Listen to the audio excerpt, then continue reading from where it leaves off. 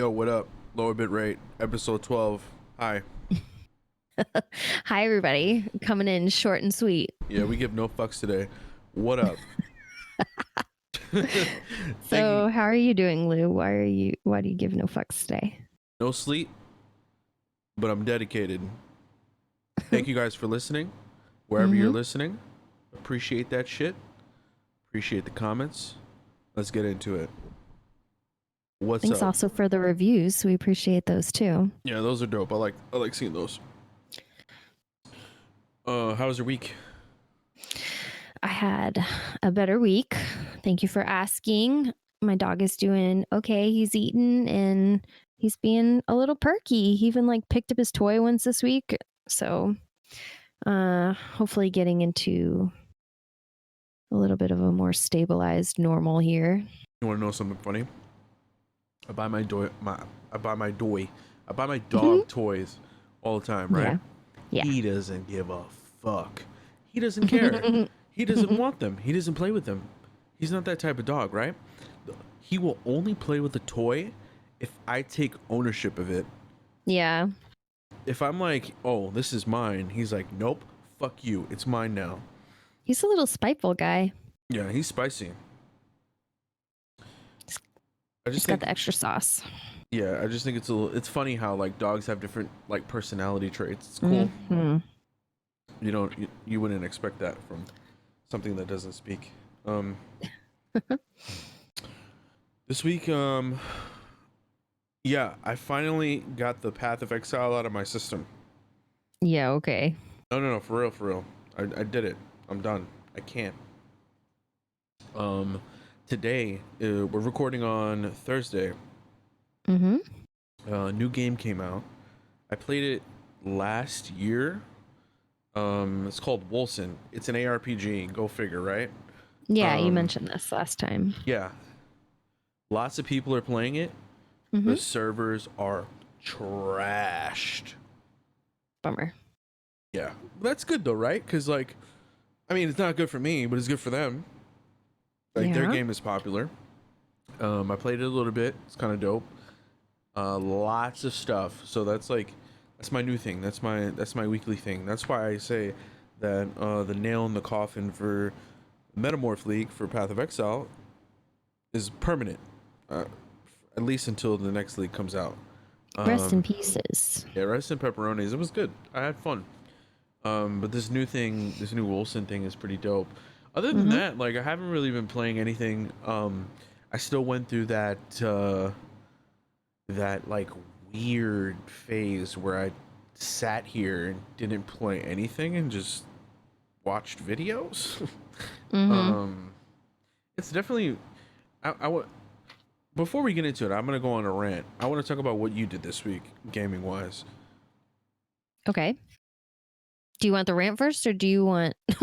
No, I'm gonna go into a rant. So okay, but pause rant. Got it. Yeah, right. We're gonna pause the rant. This week has been very busy. I am thinking about picking up either Skyrim again, Breath of the Wild, or finishing Mythic Ocean. So haven't decided yet what I want to do. Skyrim seems fun. I've done many playthroughs. I do enjoy it. There is have you ever played the mod? I don't remember what it's called. It maybe starts with an E. That only works on the new version of Skyrim. I may be confused with Fallout, but okay. You'll have to Google it and send me a link of what you're talking about because I'm interested. But apparently, the reason why, old Bethesda games are good is because the community behind them, makes these crazy mods for them. That could be something you could look into.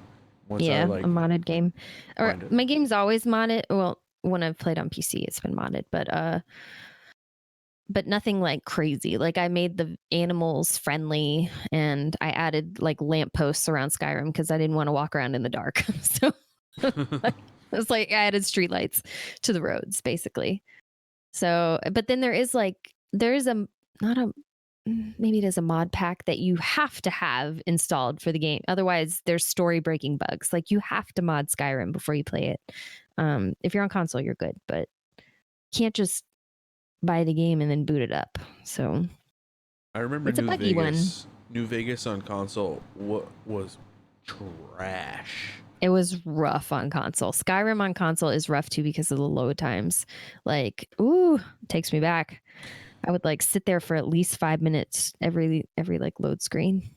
Yeah, we're gonna have some consoles to talk about pretty soon. I think they're ramping up on the newer ones. We saw the hard drive bay, aka the new Xbox. But we don't know any specs about it, like definitively. And then the PS5, we should be hearing about in December, I want to say, for PlayStation Experience, which we'll talk about E3 later and why they're not there. Yeah. And a new Switch, possibly, but we'll save that for another episode. That could be a beefy one. E3. New consoles. So Skyrim. So that's dope. I like that. Let's get into my rant. Okay. That's what I've been waiting for. So, this week I have purchased a few games, right? It was $3 for Metal Slug. Like all 4 games. Didn't touch it. I purchased Killer Queen Black because it was on sale. Didn't touch it. I bought Ultimate Marvel vs. Capcom 3. There is no one fucking online. Yeah. Didn't touch that a little bit. That's fine.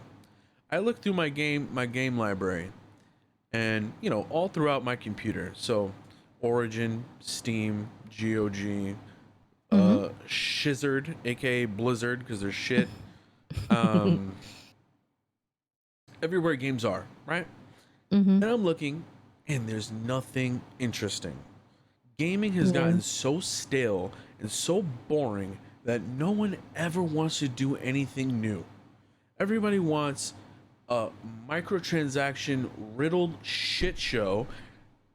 And even then they put $60 games out, i.e. Fallout 76, and they still have the audacity to charge you like $10 for a fucking skirt online. Yeah. Games are so shit and so boring. Hi, if you're a developer on a game, we don't care about a battle royale. And let me tell you something. I was watching CDN the Third. He's a streamer on Twitch, right? Yeah. And he's like kind of known for like the Sea of Thieves kind of thing. Like when people kind of wrote it off, he like played it and it got popular, right? He was kind of like the originator. I'm pretty sure other people were playing it, but he was like the one that kind of championed it, right? Him and Summit 1G, I'll give them credit for it. So he's playing a new pirate game, right? I'm intrigued. I'm like, shit, I didn't expect to see a new pirate game. So me just listening, I put streams on in the background as background noise for me. I go to their Discord and they say, oh, we're going to give you an alpha key. Okay. I'm not going to say the name of the game. We'll save them from that. So I go on their Discord, I get my key, load up the game downloads super fast, fiber internet, it's lit, right? I load up this game, it's a fucking pirate BR. It's literally Sea of Thieves in BR form. And it's like, listen, I could have coded this. You don't even have animations. Oh, it blows my mind. I don't like laughing or criticizing games that are in development because, like, it's in process. But that game concept makes me laugh. Like, let's just mash everything together. What else can we do here? The post-apocalyptic, like a bunch of like some sort of Antarctic fisherman battle royale. The car salesman meme where he just slaps the car? That's what they're doing with games and BR. Oh, pirates? Yeah, because of the success BR. of Fortnite, a free game. They're like, it's free. Look how much money it made. Oh my Jeebus. That blew my mind. I instantly uninstalled it. I was like, what the fuck is this? Yeah. This is why people don't want to play games. Surely there's someone out there that wants to play a pirate BR. Yeah, the kids on Twitter that put their earnings in their fucking bios. You know They're what like 13. they probably came up with the idea because in Sea of Thieves they do PvP, like they'll duel with swords or with their pistols, and it's cute. Yeah, but here's my problem, right? Ultimately, VR games don't bother me. VR games have been around since Arma 3, right? Or Arma 2, whatever. Then they got popular with H1Z1, that died out. PUBG, Fortnite, etc., etc. The cycle continues. I miss H1Z1. Don't tell anybody. H1Z1 was fun, but that studio fucked it all up. What they did was they destroyed. Yeah, they did. Well, they had a hacking problem. No, they split the games up. So what they originally promised, the survival stuff, gone. True. I tried to get a refund like 4 years later. I was unsuccessful. Rip. Yeah. My problem is there's no innovation. It's always the same old things. Yeah, I think indie games are the ones innovating. That's why I like them.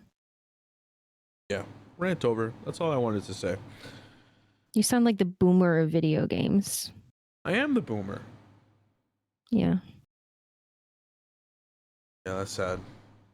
Back in my day, Do you want to talk we about... didn't have microtransactions. DLCs were free. Don't make me rant again. Games were released completed, not beta builds. All right. The internet age has brought good things. Games get patched, but it also brought a lot of shit too. It's a lot of greed in games. I don't want to rant again. Let's move on. Very well. You want to go into the top 10? Yeah, I do. All right, let's go. So there was on Twitter for the past few days, there's always these memes that circulate that you can tag your friends in, but the only one I've participated in and then even passed it along was, what are your top 4 video games? And that's it. That's just the question. And then you need to tag some friends to see what their top 4 are too. And normally I don't do those things. Like I don't want to tag my friends and spam them, but this was really fun. Like I took 2 days to think about it, because if you love video games, how the hell are you supposed to pick 4? It was really hard.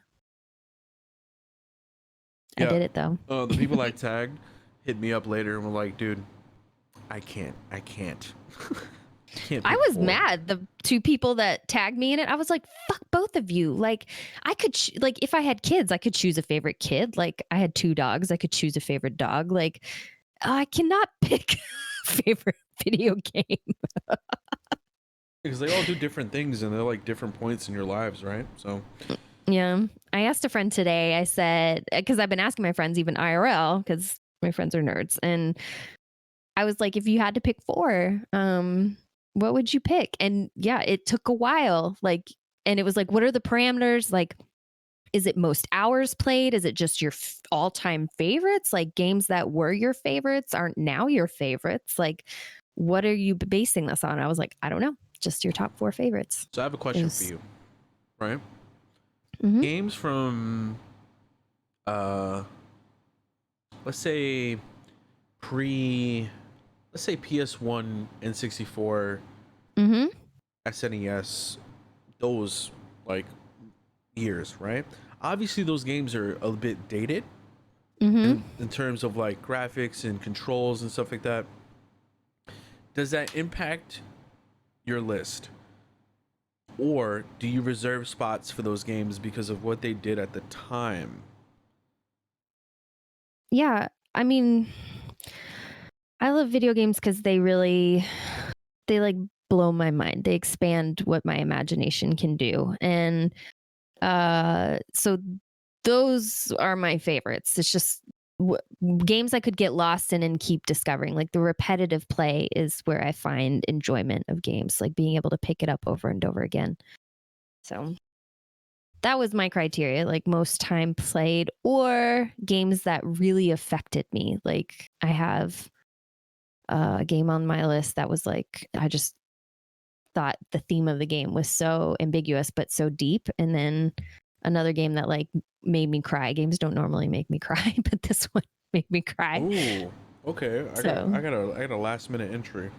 Yeah, I have some. So what we've done on the podcast is instead of like, I'll share with you what my top 4 is. Luke can share his top 4 if he wants, but we expanded it into a top 10 just to give us some more, just some more like wiggle room. It's less stressful. And I didn't get a chance on Twitter either to like explain my favorites, but like I said, there's different reasons that if you have a longer list, you can have different reasons for them being favorites.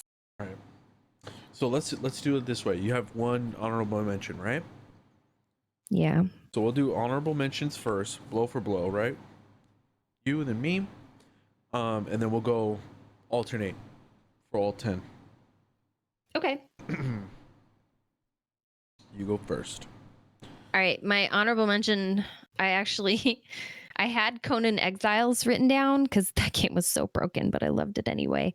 But I'm going to cross out that and I just thought of Perfect Dark because you were talking about the N64 and I was like, oh yeah, I used to play some Perfect Dark like crazy. That is on my list too. Okay, sweet. So is that your honorable mention or what? That is not my honorable mention. Perfect Dark has a little bit more significance for me. Then like GoldenEye, I played a lot of that too.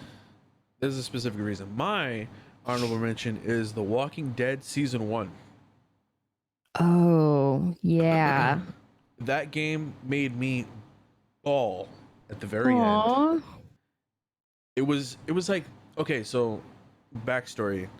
I was super into the comic books of The Walking Dead. And this is like the height of it, right? And the characters there's no characters in that game that are in the in the comic from the book, comics, right? yeah. But like if you've never read The Walking Dead, do yourself a favor, get Compendium 1. Just read that. Issues 1 through 48, bangers, the entire one. And it captured that essence for me. Like that real sense of like loss and like you didn't know what the hell was going on. Walking Dead Season 1, solid, and it was an honorable mention. It didn't quite crack the list because all the other games like had way more significance for me. But that was my honorable mention. I was not able to play that game, but yeah, that's a great one for the list because of how different it was. Like that really jump started the Telltale series, like because then they went on to do all sorts of things. Yep, that was it was good. New style of gameplay, simple animations, just looked like a moving comic book, but incredibly impactful. Great writing too. That's what really carried it. Yeah. All right, what's your next one? All right. I'll go. We'll work up to my top 4, but so I have which one do I want to do next? I would say Destiny would be number 10. Only God can judge me, but Destiny: The Dark Below, I really love that expansion. I love vanilla Destiny, and that's after The Dark Below, in my opinion, it did not get better than that. So I enjoyed it. I loved killing Crota over and over again. It was a really fun raid. I killed Crota before I did the Vault of Glass even. Like, just lots of fun. Yeah, OG Destiny was solid gaming. Perfect Dark. This is on my list because obviously GoldenEye is like iconic, right? GoldenEye is like the game, the FPS. Yeah. On the N64. However, I didn't have any fucking friends. So those bots, those absolute crazy bots carried me through.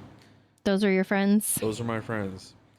Yeah, it like introduced me to like multiplayer games and I played that shit over and over and over. You didn't play with your brother? That's who I played with.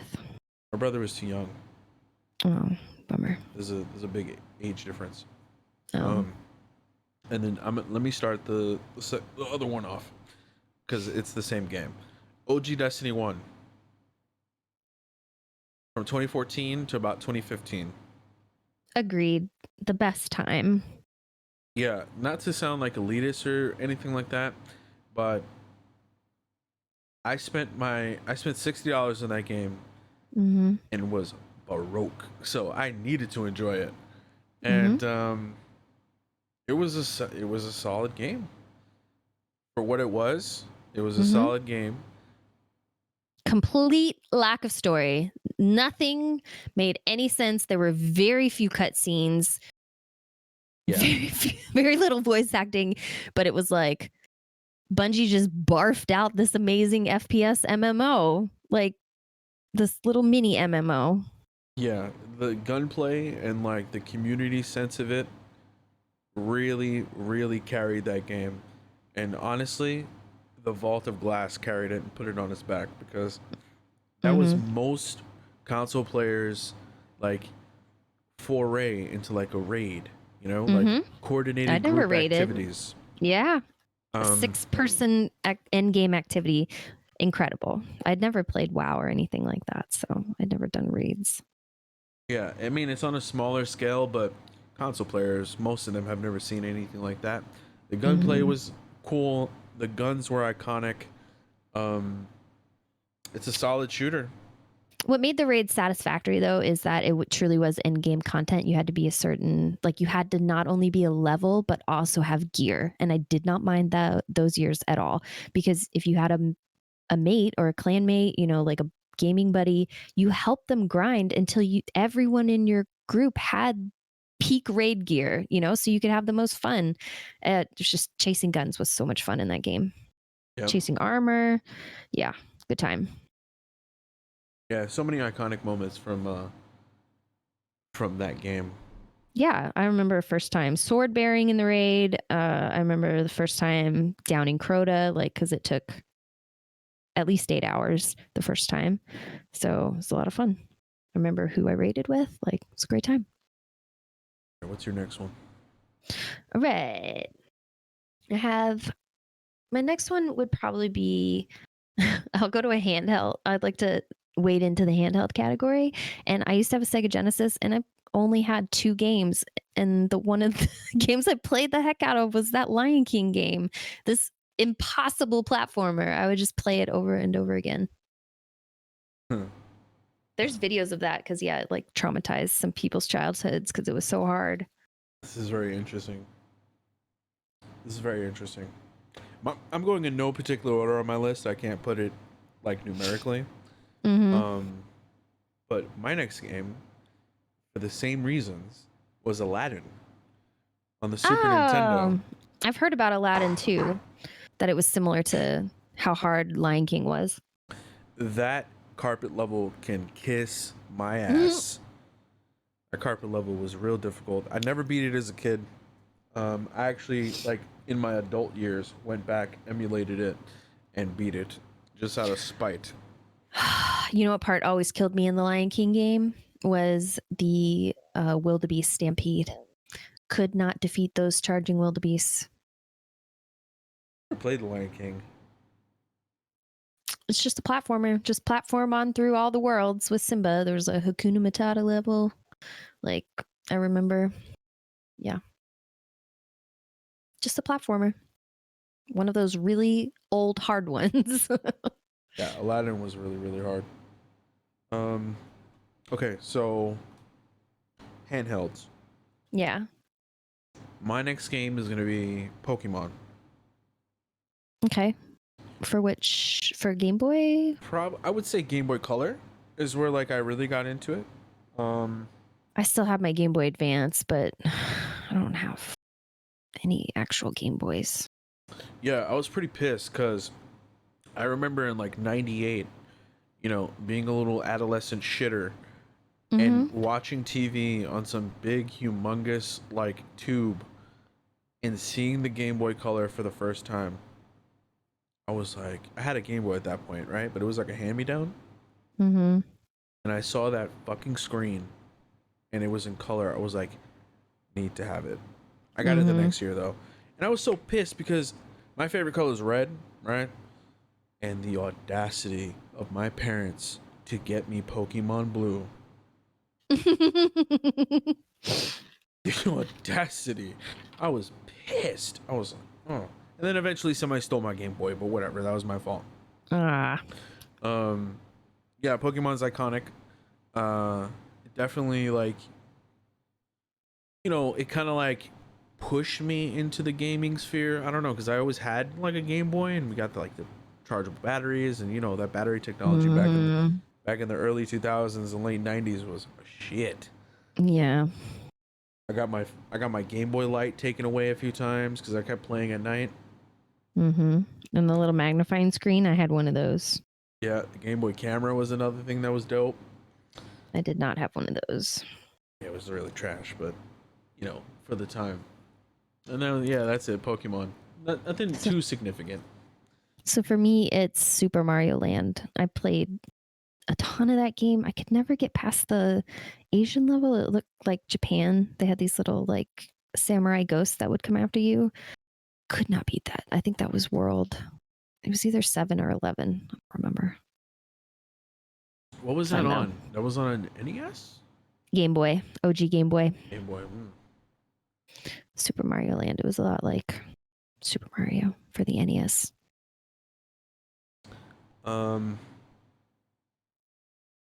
Okay. The original Halo. Yeah. The original Halo was kind of like it was a pioneer. Number 2 the best. Number 2 was solid. I didn't have online though. I think like internet at that point was like kind of wonky, and I used to be a badass child and get the internet taken away all the time. Yeah. The dial-up.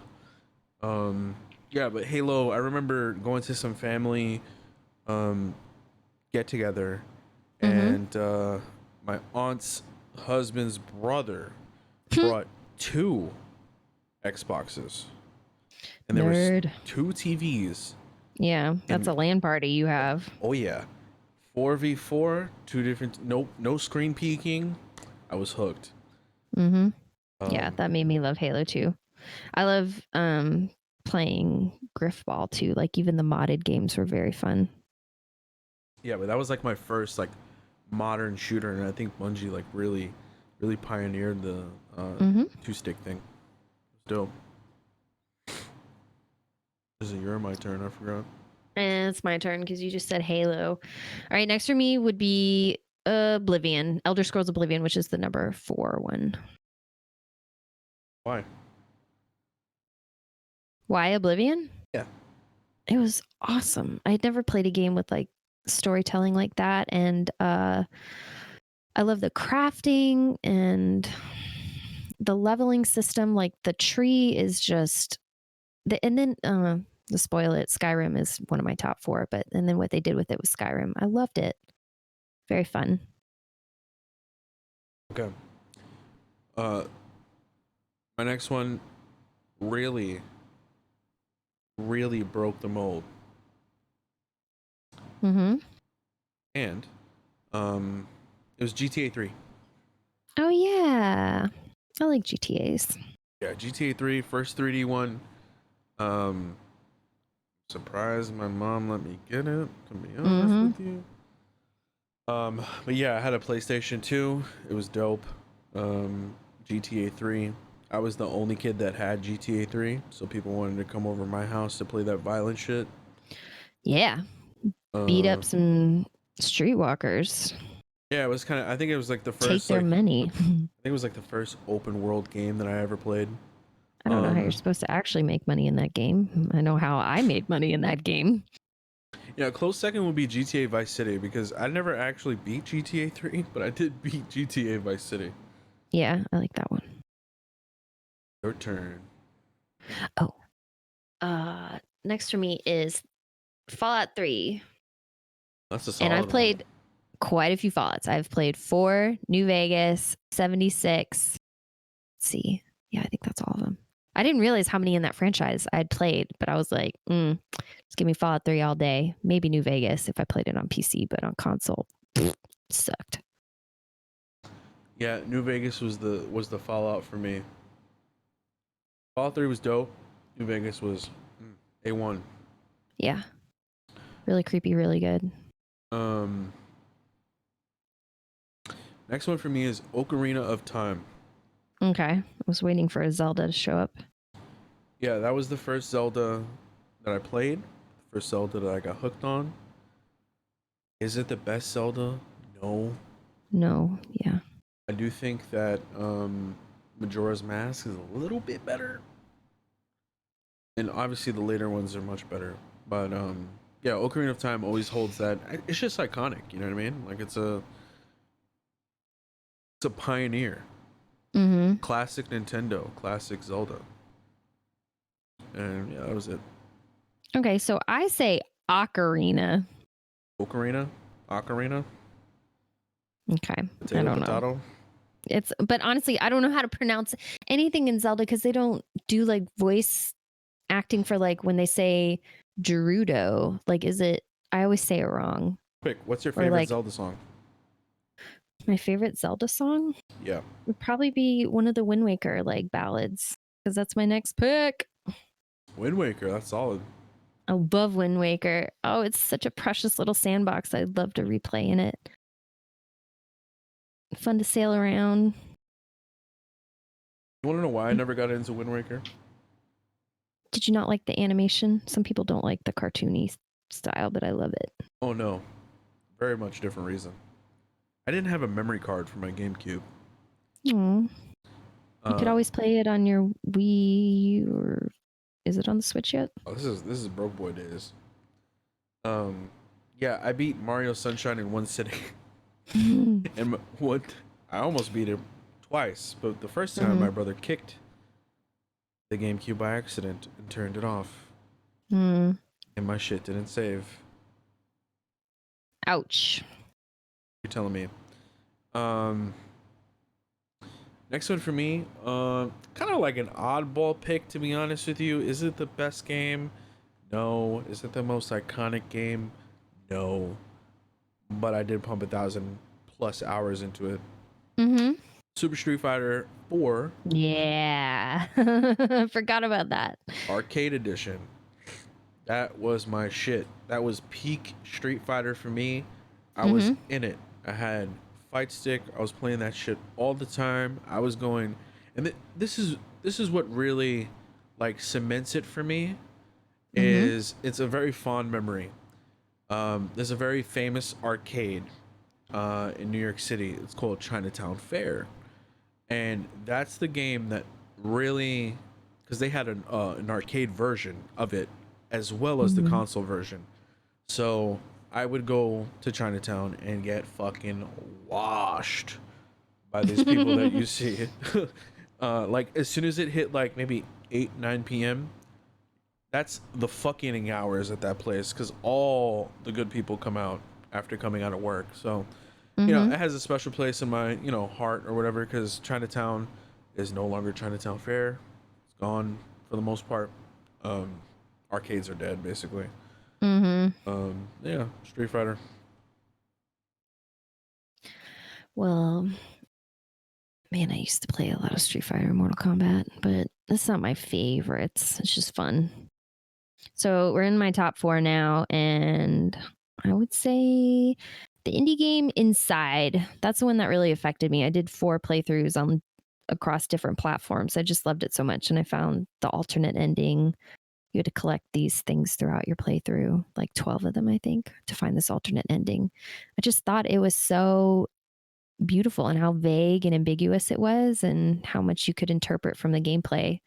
Because it just was some crazy shit as you just kept solving these puzzles. Things just get weirder and weirder. Is that from the same developer that did Limbo? Yes. Yes. Limbo is also excellent, but Inside does what Limbo does better, in my opinion. They're made by Playdead, so I can't wait to play their next game. They're Limbo was working on it. solid. I think you're right. That's a good call on Inside though. Inside was like the creme de la creme. Yeah, really, really good game. I always recommend it when someone's like, "What should I play?" Like, it's a little puzzle mini platformer. Play this, and hopefully it'll mind fuck you. I mean, it's so bizarre the things you come across. All right, what's next for you? This one's no surprise. This game has at times ruined my life, ruined my hygiene, ruined relationships, ruined my wallet. But it's been fun. Path of Exile, 6,000 plus hours. I did the math on the hours I played this league. Just logged into every character / played about 550 ish. Solid playtime. So I'm about almost hitting 7,000 hours. Wow. Yeah, solid game. I've been playing it for the last couple years. It's dope. I like it. I think Grinding Gear Games is one of the best developers in this climate or whatever. Let's face it. They sell $20 fucking microtransactions, but most of the game is free. Okay. It's pricey, but they do offer like $60 like packs or whatever. You get points and you get microtransactions as well. But if you want to take that to the next level, you can. If you want to be a fucking whale, go ahead. Yeah, that's it. Path of Exile ruined my life. Gave me swamp ass for multiple times. Your mom has to come in and use the spatula to unstick you from your chair. I don't even think she gives a fuck, to be honest with you. That's amazing. Your turn. All right, next for me is Super Mario World on the SNES. Oh my gosh, I love that game. SNES, Super Mario World. That's not the one with Yoshi, right? Yeah, with the little Yoshi, you find your friend, and then you can also fly with the feathers. Loved it. Bowser's back door, all that. That's a classic for sure. All right, this is. I love games with alternate endings. Does that have an alternate ending? Yeah, well, or just another way to reach the end game content. Like, and remember, you can find the star world. Like, once you beat the game, you can keep playing it, find all the warp stars, and then there were like 8 of those bonus levels. And you could either battle Bowser head on, or you could find the secret back door and fight him that way. I just I don't know, little delights like that. Full of secrets. All right, this is my number 1. Call of Duty 4. Okay. I didn't play it, but I get it.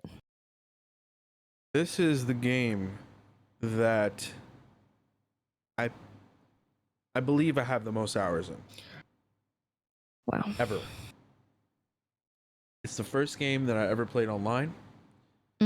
Anybody who's played any Xbox 360 or PlayStation 3 knows how absolutely savage those fucking online lobbies were. Everybody had a mic, epic shit talking, so many friends made online. There's a couple of dudes that I still talk to, even 12 plus years after the fact that we met on PlayStation 3 and later Xbox 360. Whoa. Yeah, I might have about 10,000 hours in that game, maybe. Yeah. So you really think you hit 10,000 hours in a game? That's incredible. Yeah, I played it on PC later, obviously. PS3, Xbox 360. I played it on all those 3 platforms. Hit 10 prestige on every single one of them and had hundreds of days played. Hundreds. That's cool. All right, my number 1. Wait, I have 2 left. Do I? Okay, I have Skyrim left, which we mentioned earlier, so we'll just keep going. I just love Skyrim. It's very fun. I keep playing it. And my last one is Breath of the Wild within my top 4. That game is the one that made me cry. I collected. It's my favorite anime because I downloaded. People complained about the English voice acting. It sucked. So then I downloaded a DLC they offered, which would allow you to change the voice acting to the original Japanese voice actors. Much better. And then collected all the memories and watched the memories, all 18 of them in a row, and then beat the game and cried at the end. I was like, oh my God, Zelda. It was emotional. That's your number one. Yeah, I would say so. Yeah, really recent one. I love it.